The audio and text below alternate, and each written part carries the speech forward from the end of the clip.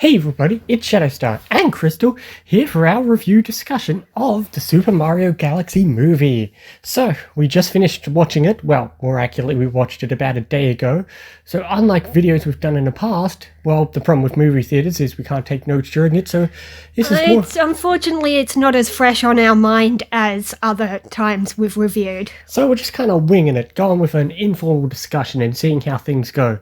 Which, some people prefer that style of discussion anyway. We start with the beginning of the movie, which the beginning of the movie was incredibly action-packed compared to the first one. Oh, yeah. It straight away started with the most amazing scene.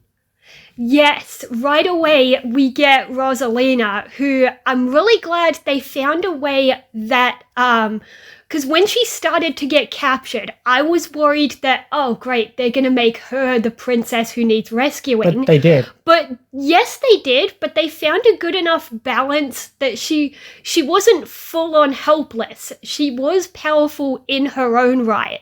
Like, yeah, she got overpowered eventually, like when the goopy paint got all over her, but at least in the first half of the movie. Yeah, but also the funny thing was she almost won at the beginning, and then her downfall was the Luma drew their attention, which, is kind of okay, because it's like, hey, her weakness was that she's caring, that she's looking after someone vulnerable. Actually, if you think about it, it's similar to Peach in the first movie, where Peach was never actually captured. She did go along with the wedding, but that was only but then Toad got tortured. That was only when Toads were tortured that she agreed. Then she said, I'll marry you. Yeah. So, which I like, that both the movies haven't tried... Okay, that's the thing, whereas in this movie, for the second half, she was the damsel in distress.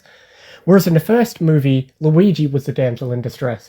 True, they didn't do it to Peach, which was great, and I probably said that way back then. But honestly, both of the princesses got to have some amazing scenes. Rosalina obviously has that opening scene, which, first off, if I haven't said it already, there will be spoilers ahoy in this review, so if you haven't seen it... we don't know how to do a spoiler-free review, so we are going to talk about everything. Yes, and I mean everything.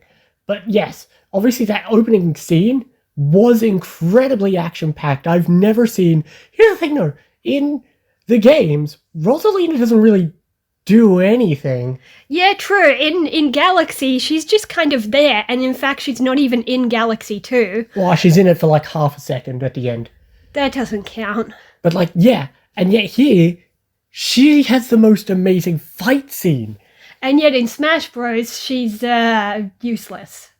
She's fine. I've never seen anyone good with her. Also, her final smash is barely does anything. I hope if they ever... Okay, I was going to say, I hope if there's ever a Switch to Smash Bros, they take inspiration from the movie. Definitely.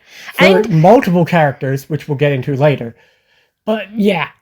But obviously, yes, that amazing scene was amazing. Also, they remembered she's a lefty. Okay. I'm glad you... Oh, yes, you're right, yes. The wand! Yes, no, I can picture that scene too, when she summons the wand. Yes. Yeah. Somebody finally remembered, hey, I wonder what they're going to do when they make that live-action Zelda movie. Are they going to make Link be a lefty? I think it would depend on... Probably not, because with live-action, actors are just going to do what's natural to them. Yeah. And thankfully, unlike the first movie, which obviously had a lot of setup, this movie doesn't have to, since you don't have literally any of the, quote, real world in this movie. That's why I was already looking forward to it, and I was comparing it to the Sonic movies, where I've always said they get better each time, and Sonic 1 was not that great because it needed all that setup to establish, and then, ignoring 3 for a moment, you watch Sonic 2, he's already living with the guy and has all that established. Just like here, I knew this one, it wouldn't need setup because, Mario and Luigi live in the Mushroom Kingdom now. And the only real-world scene you get is a brief flashback when they show Yoshi wandering around. Yeah, because he somehow wandered Brooklyn before ending up in the Sand Kingdom. But, this is interesting because... Geographically, where the hell is the Sand Kingdom? Because they didn't need the Odyssey to fly to it. No, but here's the thing, though. in the first movie, they do also show the Sand Kingdom off in a distance. True. But here's the thing.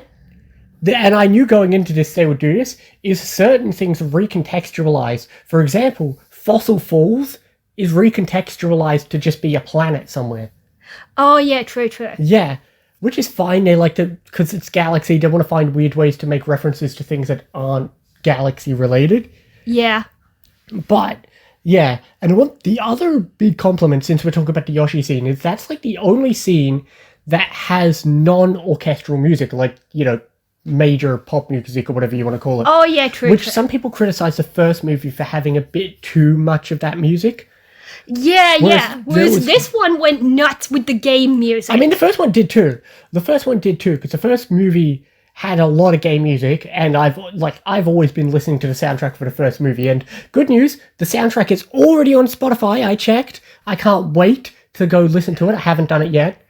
But, the first movie's Spotify was already out, and it's great, and this one's just going to be just as good. The references are insane. Oh, yeah, the references are amazing. I went nuts noticing, because that's the thing, they call it a Galaxy movie, but when we got the trailer, I was already saying, well, you say Galaxy, but with Bowser Jr., it's basically Sunshine, and he had the paintbrush. Okay, speaking of which, I am disappointed. So, do you remember the first confrontational scene between Bowser Jr. and Mario when he breaks into the castle? There's a bit where Bowser Jr. drops the brush and Mario picks it up. I thought, even though it wouldn't really be a reference to the game, since you know how Bowser Jr. uses it to coat himself in paint and he becomes that form. You thought Shadow Mario? I thought for a moment Mario would coat himself in paint and it would be a nice reference to Shadow Mario. Yeah, true, but I guess he didn't want to use it. But speaking of which, the brush doesn't have the EGAD symbol? Logo. It has a Bowser Jr. logo, which is interesting, even though there's a nice Easter egg of Kamek has a mug that has the EGAD symbol. And flashing forward, there's a moment near the end where Bowser Jr. is looking through his weapons and he has FLUDD. Yeah, apparently. But yet the references to non-Galaxy games were amazing. Like, of course there was a lot of Odyssey, what with the Sand Kingdom, the dinosaur and all that. But then there was like the Mario Maker section. I loved it, people said... Well, 2 Mario Maker sections. There was a part where Bowser Jr. was controlling the security. Yeah, I was watching that. But also, at the end, rebuilding the castle... They put on the hats, yeah. Not just that. Have you played Mario Maker 2? The story mode? Not really, but yeah, they have the hammers and the hats and everything. No, but the story mode, where the castle is destroyed and you got to rebuild it. No, I know what you're talking about now. I know it, yes. Yeah, the story mode of Mario Maker 2 is literally the castle got destroyed and you rebuild it by doing levels. Yeah. Yeah, because, no, you're right. I love that moment. I loved that scene, though, because, like, at first you're like, oh, yes, he just fell down into some enemies. But then you see that and you're like, and then people realize it's not just, oh, here's his defense system. His defense system is, here's a stupid level from Mario Maker. Yeah, true. Like, all the fireball spinning things made me think of, there's an actual level. Yeah, I love how they found a way to kind of incorporate making a shit Mario Maker level into the movie. Yeah. Some of the ways they try and squeeze in references. And look, a lot of them go by fast. And here's the thing. Sometimes things that are the proportion of advertising to what's in a movie is weird. Because, like, the posters have, like, Luigi in the frog suit. That happened for, like, 1 second. True. Because at the beginning, like, after Peach leaves, there's this montage of them helping out the Mushroom Kingdom on their own. And it's like, okay, he has the frog suit and all that. And so they squeeze in references there. And then, like, with the babies... Yeah, I was going to say, I've seen promotional pictures, and that confused the hell out of me, because I was like, how can they be babies in this movie? Because it can't be a flashback, because they couldn't have known Yoshi when they were babies. Yeah. Unless, my theories for a moment, one of my theories was, okay, what if it was a flashback where Yoshi's gonna be like, don't you remember? You must have forgot. I did save you when you were babies. And they just forgot because you grow up. And then my other theory was, of course, well, maybe it's like that new Mario Tennis game where you get turned into babies, which was kind of correct. It's interesting how we've got reference to super new games, because isn't the form that Bowser Jr. takes a reference to Bowser's Fury? Sort of. Or is it Mario Wonder? I feel like it's related to one of both. I forget. I'm not sure. I know Bowser's Fury, I think it's not quite the same though. No, but there is a lot of references to really new stuff, really small references. Yeah, I was about to say something, yeah. Because, like, yes, you've got that, and then, oh, fuck, something was on my mind and I forgot. Of course. Yeah. Oh, yeah, and then Toad did the penguin suit, which was only in, like, the Wii one. And that scene had, like, references to Mario 2, because it had Wart and Birdo. That guy, yeah, Wart. And Birdo and, like, everything else. I was hoping Birdo would stay with the bad guys and Yoshi would get a moment to see Birdo or something. That's and true. Just have a look, but... Yeah. Maybe next movie Yoshi will bump into Birdo. Because, like, in Mario 2, Birdo's a bad guy. But yeah, then, like, Birdo started as an enemy, and then Birdo just kind of now- shows up as, like, Yoshi's +1. Yeah. Probably because Double Dash, they needed a I think partner. Double Dash is pretty much what made Birdo Yoshi's +1. Well, yeah, that's also why we have Toadette, I think. Was Double Dash what invented Toadette? Or at least popularized her, but I think Toadette might have been invented at Double I mean, that's Dash. no different than, the fact that Mario Tennis is why we have Waluigi. Yeah, true. Yeah. Yeah, we haven't seen him yet. We haven't seen him yet. Maybe Wario next movie because end scene. Yeah. Because it wasn't Wario in the same game as Daisy. I don't know. He's in one of the Mario Land games, and she's in the other. Yeah, it was 2. Yeah. Yeah, but I feel like, yes, there is... What I love is, it's one thing when there's really big moments with the music, but I love when there's such small music cues that you have to really remember. Like, there's a small Yoshi music cue, and I'm like, what's that? Oh, it's the music from Yoshi Egg Galaxy in Mario Galaxy 2. Oh, yeah. Yeah.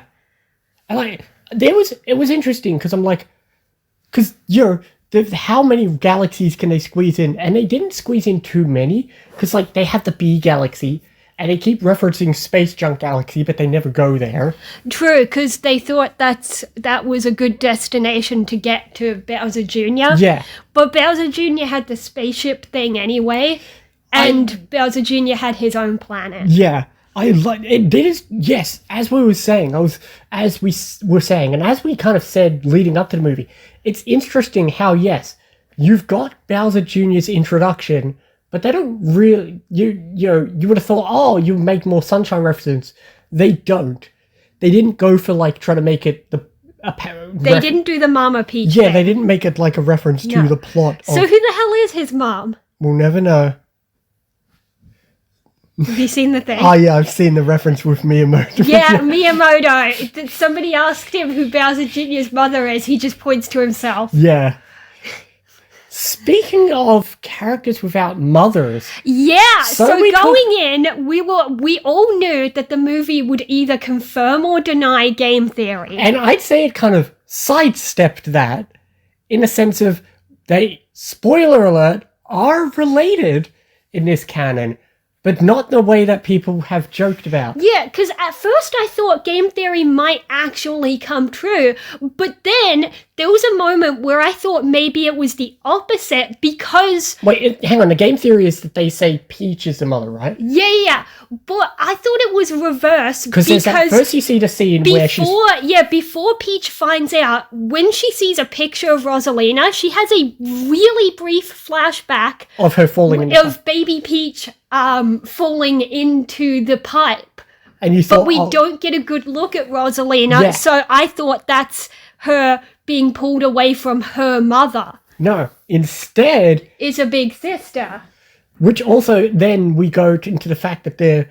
You know what would have been really cool? And again, they didn't do it, is when, at the very end, when they get the powers, wouldn't it have been cool if when Peach has her powers, she has her special suit from the Peach game? That would have been cool, but... Considering the references they pulled, too. Yeah, I'm I love surprised how they haven't there's done so many anything from moments each where game. you think, oh yes, we've had so many things, and then suddenly you go, oh wow, it's that thing. Like at the moment when there's a big boss fight, and then he paints on the ground, and I love how, because through the whole movie, all his paint is purple, and then it's the dragon from Odyssey. I love how every moment you think, what's the next But reference then going to be? the dragon is not under his control and it just eats him. Yeah, that was random, and that's how we resolved the plot too. Yeah, and then Mario takes pity and saves him. Yeah, but they recontextualize a lot of other things too. Like, rather than Gateway Galaxy just being this small little planet, they turned it It's into... actual, like, gateway, like, airlines. And that's where the buttload of references come in. Oh my Starting god. with Rob, which, to be fair, Rob's an interesting one, because Rob's not a Mario character, but he's not really a character at all. And look, of all the references, Rob makes the most sense, because, like, he's not really a reference. He kind of fits into Mario universe. He's not a character. His only appearances have been in Smash Bros. And Mario Kart. Yeah. Then comes Pikmin. Yeah, the Pikmin, because we all knew Fox was coming because we'd seen the screenshots, but we didn't expect. First, we recognized the rocket ship, and at first I thought that would just be it, is that they'd pan past the ship and it's recognizable, because the ship is in Galaxy, remember? Yeah, it is. But then, well, isn't there's a more orange one and there's a pink one? No, Isn't it? The orangish white one, which is the one we see in a movie, that's Olimar's ship. Yeah, but is it the pink one was in Galaxy? The one I that's a think that pinkish had red. two spots. The pinkish red one is the one from Pikmin 2 that is actually owned by Hokuto Freight. Yeah, I believe the one that's that the talks. one that we see in Galaxy, because It's I just remember floating there around. being two Yes. person. It's floating spots. around in Space Junk Galaxy. But anyway, we saw the ship and I thought that would be it, but then Pikmin get out of it. Not Olimar, though. No. And then, after that, I figured, okay, here's where he's going to show up. Especially because they said they're looking for a pilot. I'm like, no way. Here's the thing. Obviously, we knew he was going in because he was leaked and then announced. And at first I thought, okay, whatever. Maybe it'll be a small cameo because they're in space. Nice little cameo. No, he's a major character. True. Not super major, like at least he doesn't fully drop in and save the day at the end. I mean, considering that it he was basically drives the Han ship. Solo, I wouldn't have been surprised if he did. But, like, the fact is, he was there for a substantial amount of screen time. True. I love the fact that when he showed up, he even got, like, a cool animated flashback with his crew. It kind of reminded me of that moment in, remember the Cartoon Network crossover thing? It reminded me of when each character got a thing and they were Fuck, like, yeah. I'm Garnet, I protect Yes. the world with the crystal gems, and it Yeah. shows stuff. Yeah. That's really nice. And also I think, okay, at this point I'm like, okay, we know Nintendo wants to make a lot of movies. And I know people say, Smash Bros. Movie, but I'm like, okay, now we're all like, yeah, if it's more than just a tiny cameo, But the tricky thing about a Smash Bros. Movie is that Mario is animated, and so probably would Fox be, but Zelda's live action, and Sonic is, CGI in live action world. Same so, with Pikachu. yeah, if you count Detective Pikachu. But at this point I'm like, okay, there's no way we're not getting a Fox movie or show or something. Which would be interesting for us, because we don't know much about... I want them to do a show animated in that style, that 2D animation style, but it would be like before the movie. Yeah, It would just be him with his crew. that'd work. Because he's not with his... I also like the fact that they say he literally came from another dimension or whatever. So it means that, yes, they don't canonically live. Except the Pikmin do canonically live in the Mario universe. Unless they fell through a wormhole too. And then while we're on it, there is one more other character who makes a reference that I was not expecting this. Just when you thought... Game & Watch? Just when you thought all the crossovers were done, they have Game & Watch show up. I like the bit where they're like, Luigi grabs a brush and he's like, I'm not very good at artistic stuff. So he just throws a stick That's man. why it comes out as Game & Watch. I mean, Game & Watch has kind of connected with Mario, not just Smash Bros, because there were those Game Boy Gallery games where we had one where you can like switch it between classic and modern. Yeah, So yeah. it would either have Game & Watch guys or it would have Mario characters. Yeah. Speaking of Mario characters, someone was absent from the movie and one Luma was probably disappointed. Yeah, I knew he wouldn't be in it. I was pretty Yeah, sure DK. Donkey Kong was not in this one. That's fine, we didn't No, need he it. had actually a split-second cameo when Yoshi's wandering through the city. Oh, right. Yeah. But otherwise, yes, he wasn't in the movie, which I knew he wouldn't be. Okay. Yeah, but we didn't need him, that's the No. thing. We didn't. And if you think about it, I just realized Donkey Kong kind of, in a similar way... Besides, DK should be hanging out in New York so he can meet Pauline. That's true. She's the mayor. That's true. Imagine at some point, if these movies continue, we gotta have some sort of connection between DK and Pauline. Yeah, but that's the thing. That's the thing I was going to say. So, like, Donkey Kong kind of feels that he's that bonus extra character who kind of fills a similar role to what Fox did. Yeah. Plus, we had Yoshi here this time. Yoshi being here was interesting because it's interesting. Well, first off, it's weird they got a celebrity voiceover to do Yoshi's voice. I'm like, why do you need some big He name? doesn't speak words. You could have just had When him. I heard that there was a celebrity voicing him, I was worried that Yoshi would speak words. I'm like, what are you going to do? Like, it's Yoshi. Then why can't they just use the voice Yoshi already has? Yeah. I don't know. But, I mean, it didn't make any difference anyway, because he's still Yoshi. He's exactly what you would expect him to Yeah, be. he was just there. He was part of the comic relief. There was that whole scene with the babies, and then even Toad got babyfied. Has Baby Toad ever even existed? I don't think. He does now. It's canon. Yeah, I know. Peach didn't get hit by it, but we see Baby Peach in the flashbacks anyway, so. And plus, we saw last movie babies of each of them.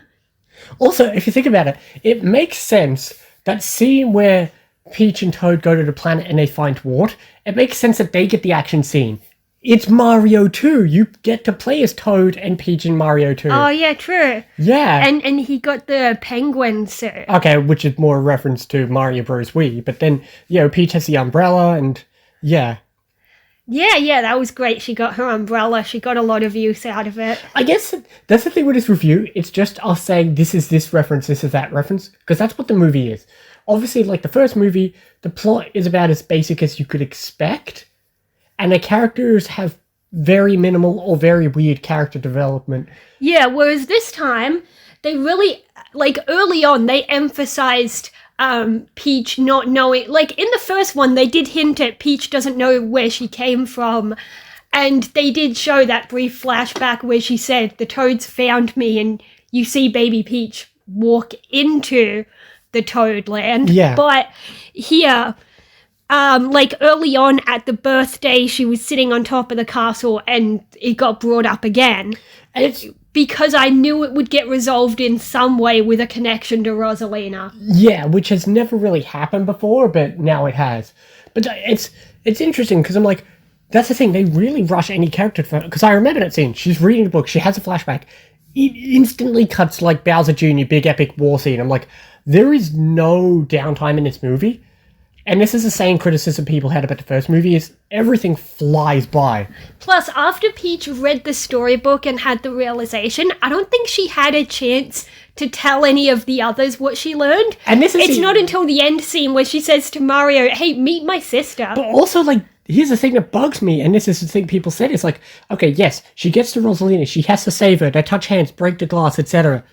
Then they just cut to rebuilding the castle. You don't get any real resolution with them together. It's like, hello, Peach, shouldn't Rosalina be like, oh my god, you're my long lost sister? There's no be like, oh my god, my sister's back. Oh my god, I learned the truth type moments. Well, the weird thing is, Rosalina must have been somehow watching over her all these years because she's been telling stories to the Lumas.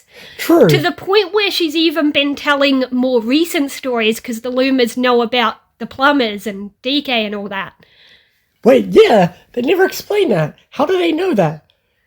She's Here's been the thing. watching over somehow. Here's the thing, I remember, because the movie opens with them reading the book, and at first I thought it was going to be one of those, because it was the opening of the movie, I thought it would be one of those things where, like, a character opens by telling the movie. Yeah, same. I thought she would start telling the story that becomes the movie. Yeah.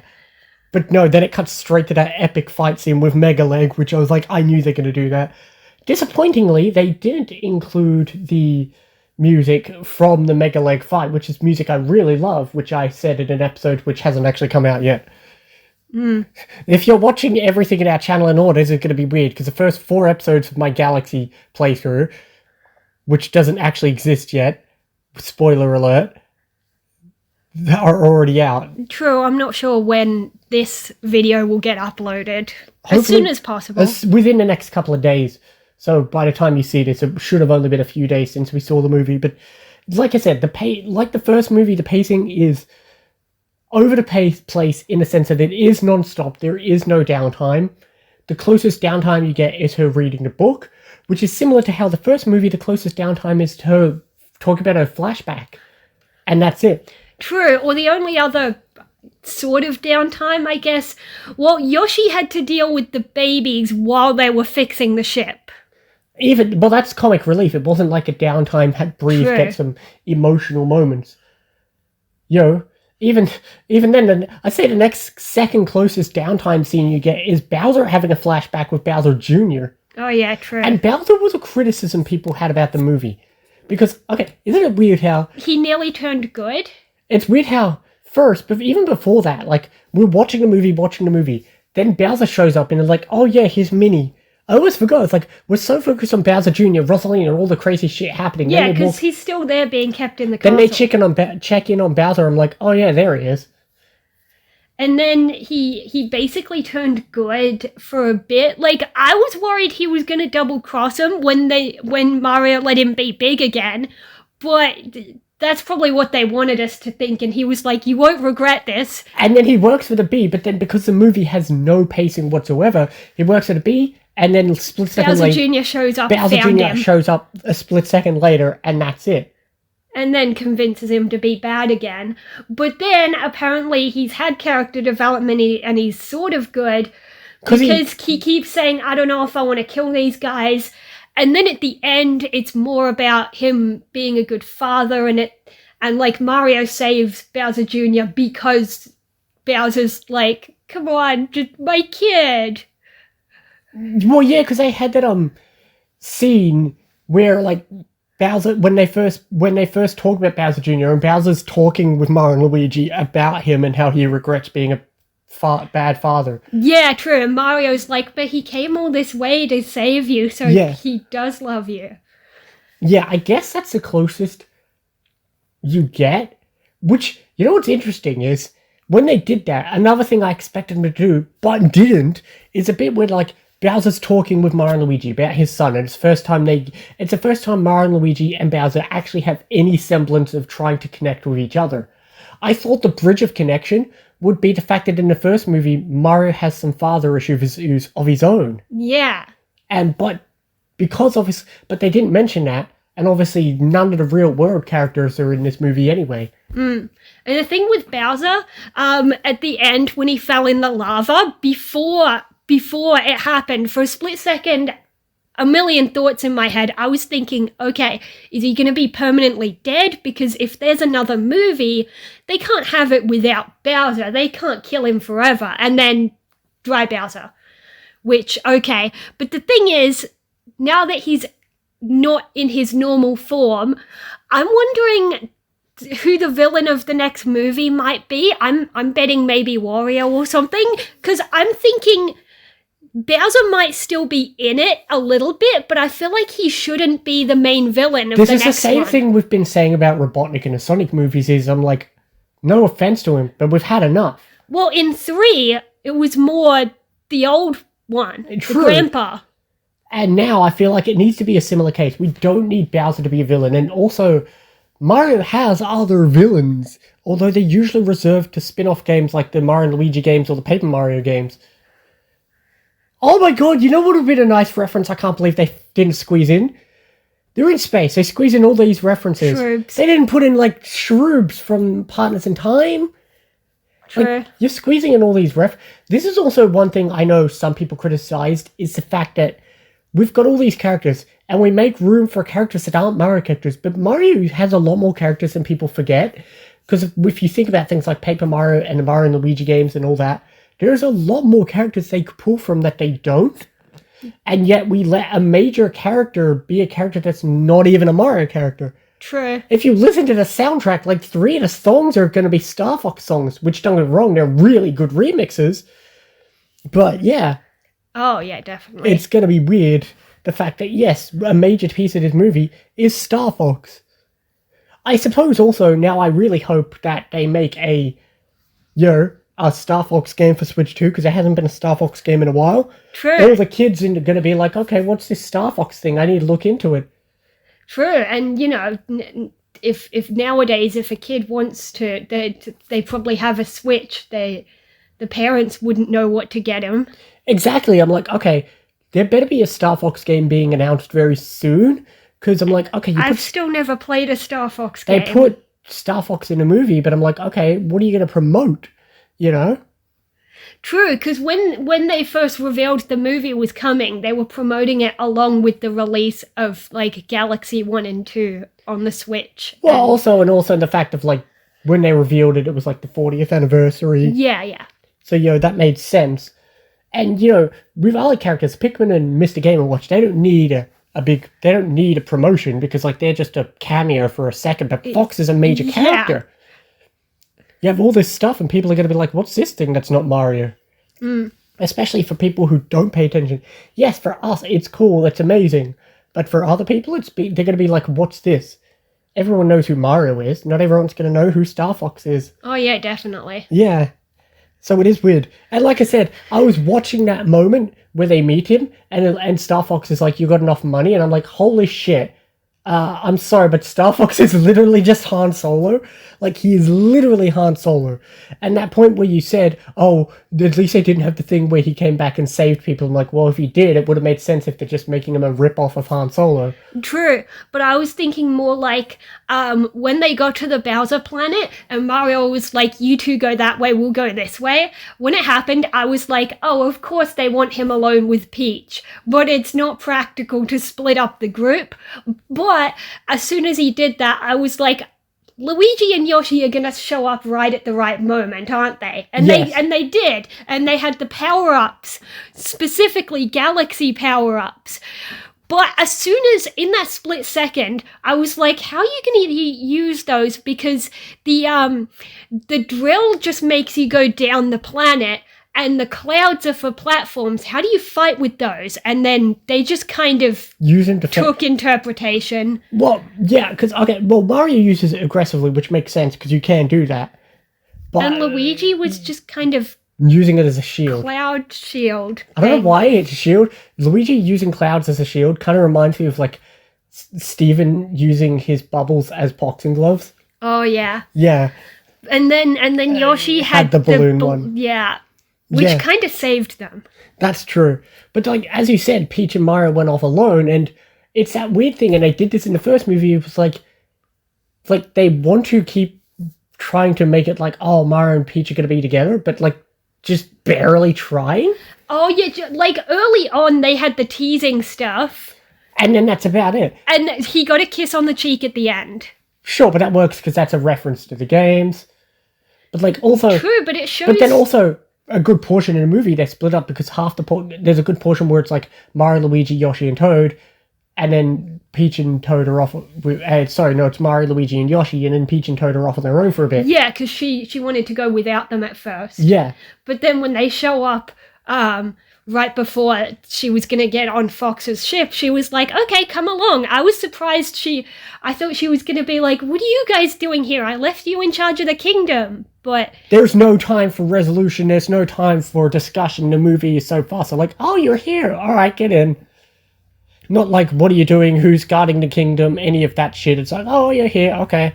Well, yeah, nobody's guarding the kingdom and we didn't even tell her. The castle got lifted up and then dropped on that friggin' planet, and then...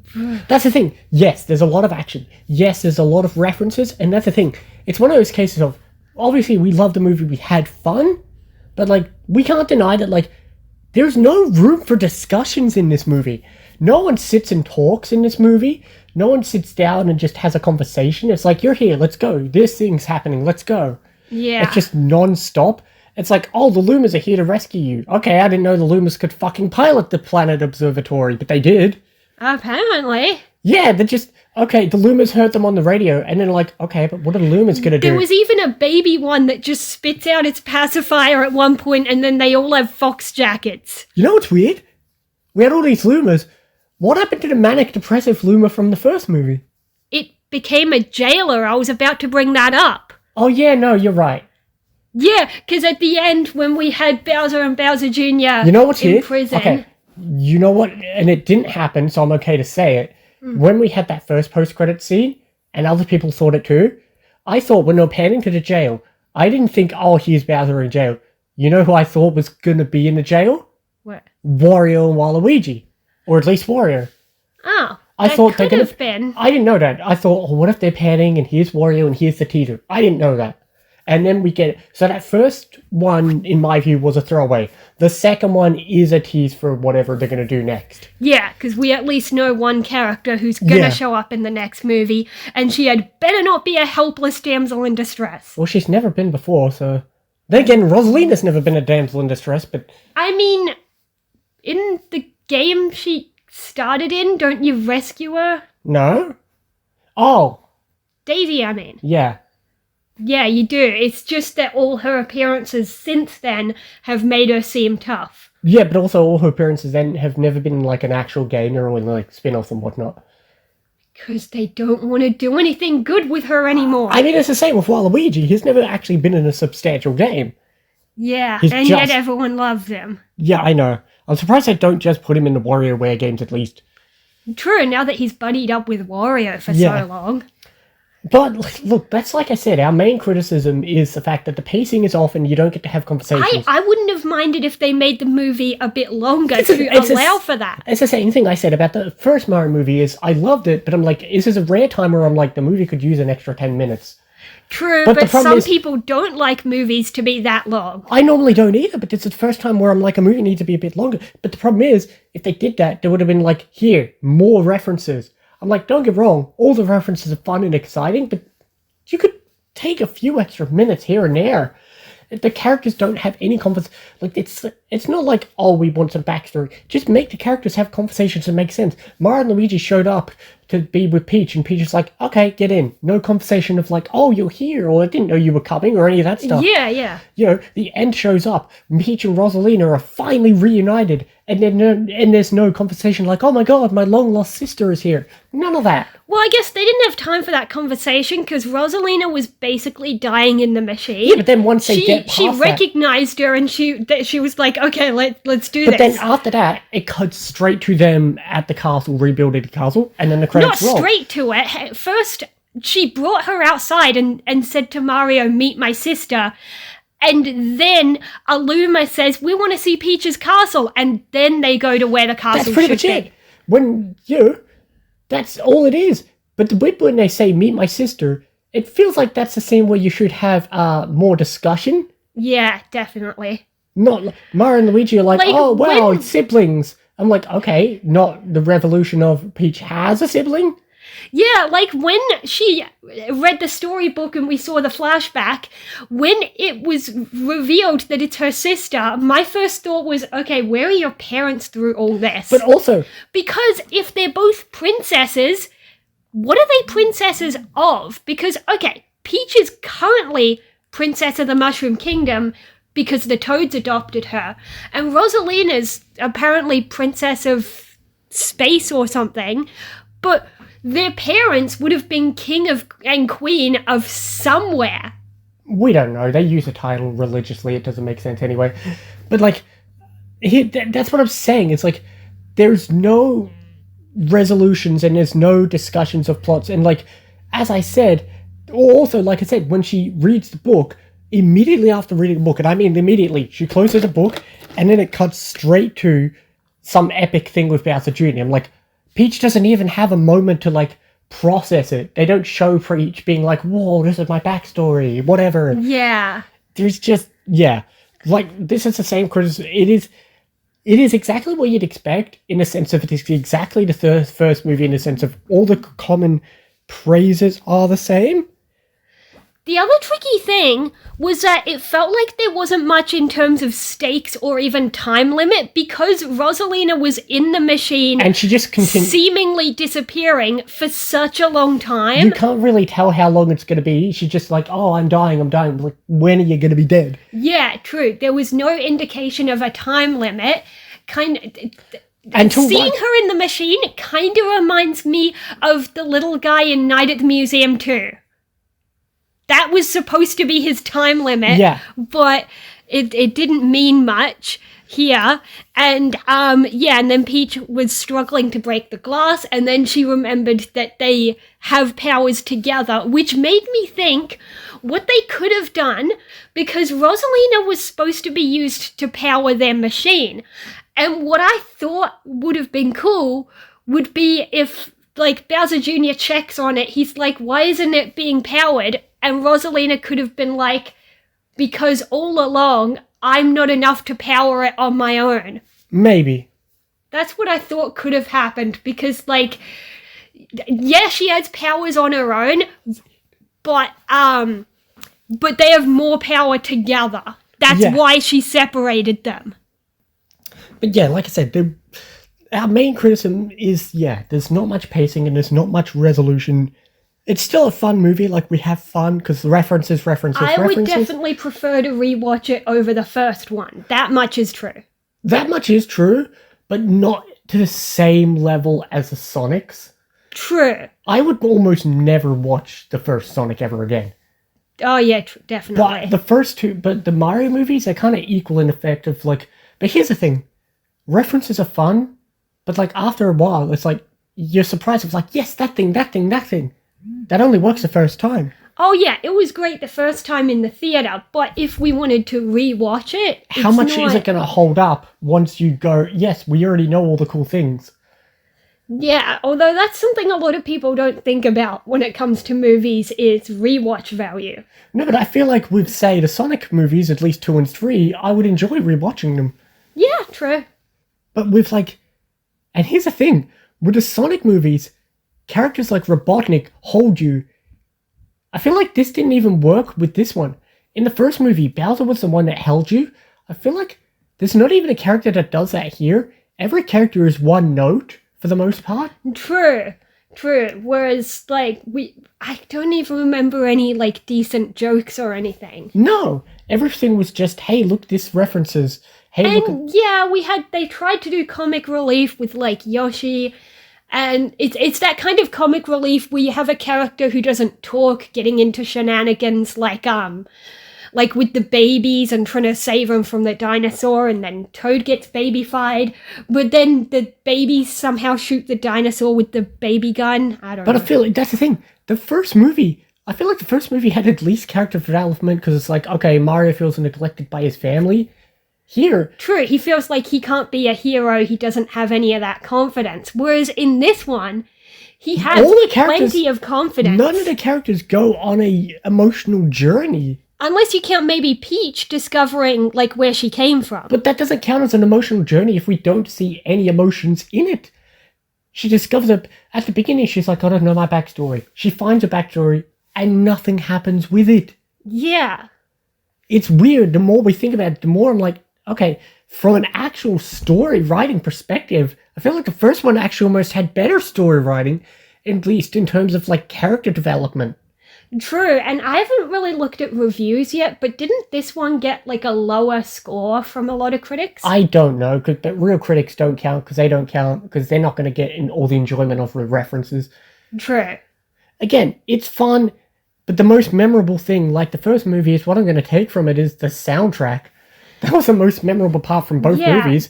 And Well, the tricky part about making a Mario movie is we want them to cater to, like, real game fans like us, but they also need to cater to the children who are gonna get taken to the movie because, oh, look, it's a Mario movie. Well, no, what I was going to say is the tricky part is this.